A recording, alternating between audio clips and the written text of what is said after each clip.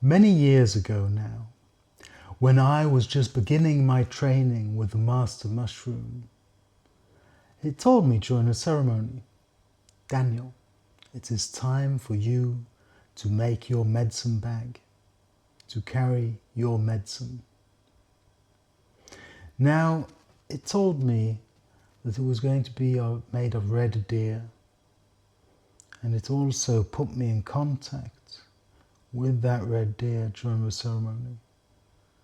So I could ask it, could I have your hide to make my medicine bag? And it granted permission. Now, I thought this is going to cost me, so I started saving money after that ceremony. And also I had to wait, because it wasn't hunting season. I had to wait for, well, close to a year. So when hunting season was coming up, I knew exactly where this red deer was. So I got in contact with the hunters in that area, and I asked them, could I buy a hide? Yes, of course. Go down to a butcher where we leave animals, and he'll get you one of the hides. So I went down to a butcher and I got the hide. And I asked, how much do you want for it? "Ah, it's free," he said. What do you want to do with it? Well, I need to tan it to make a medicine bag. And as soon as I said that, he said, I think I know a guy that you should get in contact with. I went out of there with a bloody hide and a telephone number. I meditated with the hide. I sat on it on a small hill and just sat with it and thanked Red Deer so much. And then when I came home, I phoned that phone number. And the guy on the other side, okay, you want to tan a hide? It turned out that he was an expert in Stone Age techniques. So it sounded perfect. I went over to his place and he was just showing me around, showing me different qualities of hides. And when we came to the quality that I wanted, buckskin, I said, yes, this is exactly. And he says, yeah, well, that's expensive to make because it takes a lot of effort. And then he said, well, what do you need it for? And I said, well, I'm going to make my medicine bag. And he looked at me and he said, well, in that case, you come here and I will show you exactly how to do it. But you will have to do it yourself. And it won't cost you anything. So I go there and he shows me.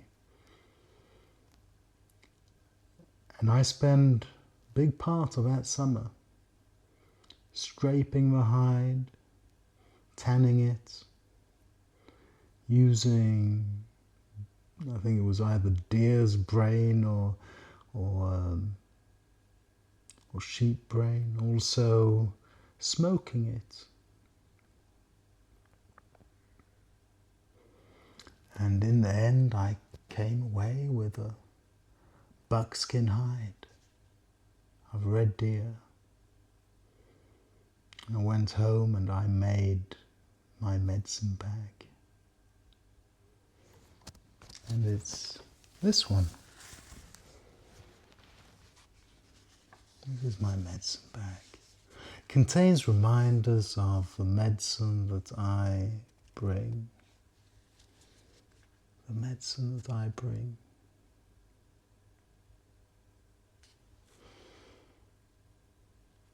Now, something else happened. I didn't just get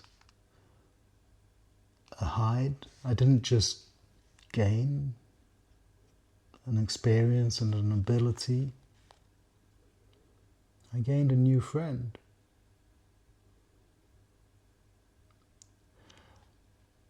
And not only that, before I came there, I really had a feeling that the spiritual plane is one thing and the physical plane is something different. For me, it was really divided in two. I couldn't see how they could be the same. But as I was working with my hands, as I was just cutting and scraping and doing all the work, those two kind of just blended with each other. It was no longer a division between the spiritual and the material, it just became the same. And I find that with crafts, when using my hands in that way, when working with the material, not forcing it to be something, but exploring what it wants to be, then I am in contact both with the material plane and the spiritual plane at the same time. In the end, it didn't cost me 1 crown, 1 penny, I suppose you could say, to make that medicine bag. Because everyone I met on the way just said, here, you can have it for free. And there was another piece that came to me in the same time. This piece of amber. This piece of amber is to enhance, to strengthen the contact with Archangel Ishmael. And it was the same with this. It didn't cost me anything. In the end, it was just given to me, and then I made the cross shape. The cross shape that an archangel like Ishmael can easily travel through. And it just came to me for free. From there I went on to make my drum. And it was the same guy that taught me how to tan the hide. And this drum is my favourite. It's my first drum, and I have a few more drums which I really like, but none of them sound as good as this one does, and I love none of them as much as I love this one.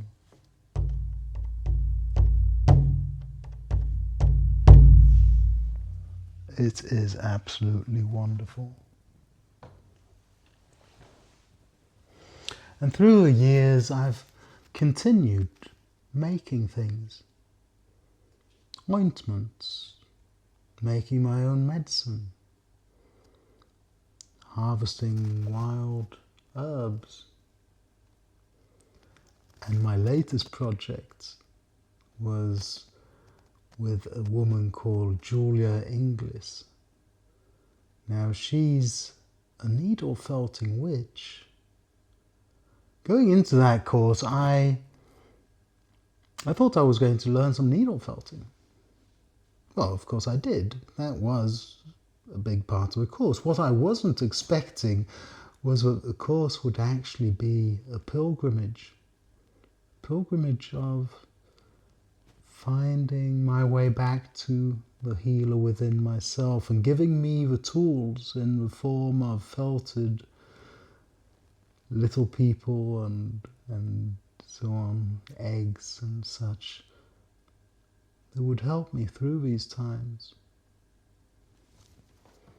And my work is, of course, nowhere close to as wonderful as hers,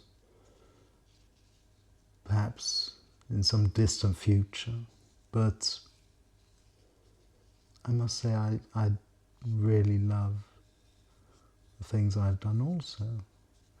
Now this one, it started out as a heart. It was going to be a heart.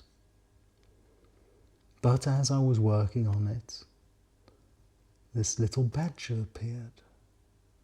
My spirit animal, well, one of many spirit animals, the badger. It appeared and it wanted to transform a heart into a spirit animal.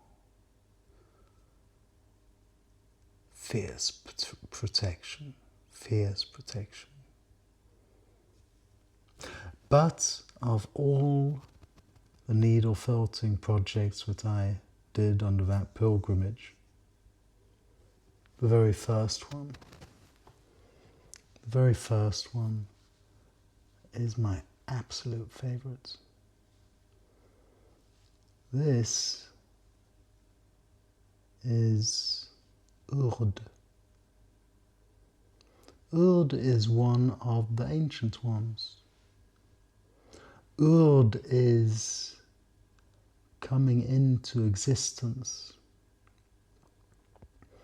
Urd is what came before. And what I like so much about it is what can be easily misunderstood as hair flowing in the wind. But that is not what is happening here. This is not hair. This is materia coming into existence. It is molecules and dust just flowing into becoming the first of ancients, Urd, the one that was in the very beginning, the eldest one, what came before. And I just love that she is flowing into existence, not blowing out, flowing in.